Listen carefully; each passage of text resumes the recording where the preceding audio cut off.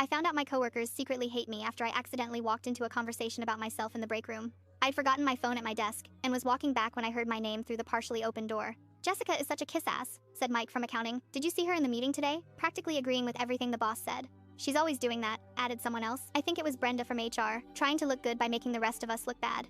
I stood frozen in the hallway, my heart pounding.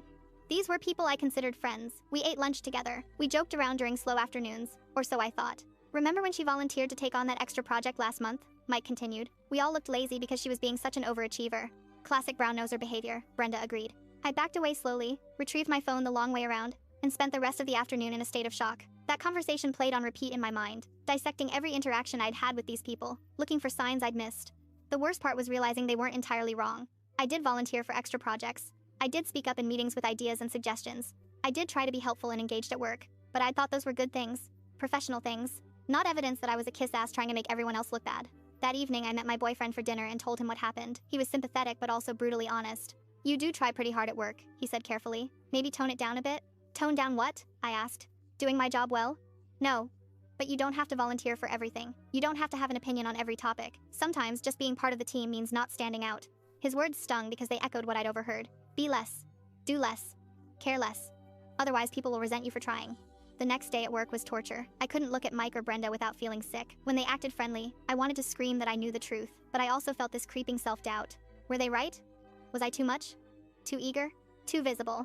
During the afternoon meeting, our manager asked for input on a new client proposal. Normally, I'd have jumped in with suggestions. This time, I stayed silent. Mike shared an idea, a good one actually. Brenda added some thoughts. I said nothing. Jessica? My manager asked. You usually have insights on these things. I shrugged. Nothing to add.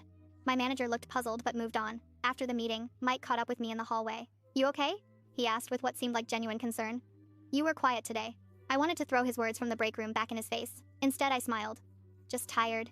Well, don't burn yourself out, he said. You work too hard anyway. The hypocrisy was staggering. When I volunteered, I was a kiss-ass. When I stayed quiet, I was working too hard. There was no winning. Over the following weeks, I withdrew. Stopped volunteering for projects. Stopped sharing ideas in meetings. Stopped trying to be friendly with coworkers beyond basic pleasantries.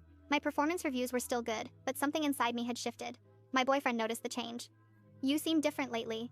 Stressed. I'm just being a team player, I said bitterly. Blending in, not making anyone else look bad by trying too hard. He frowned. That's not what I meant. You shouldn't change who you are because of some overheard gossip. But how could I not? I'd learned that my natural enthusiasm, my work ethic, my desire to contribute, all of it was perceived as negative, threatening, annoying. The person I thought I was at work was someone my coworkers privately mocked. 3 months later, I got a job offer from another company. Better pay, better title, better opportunities.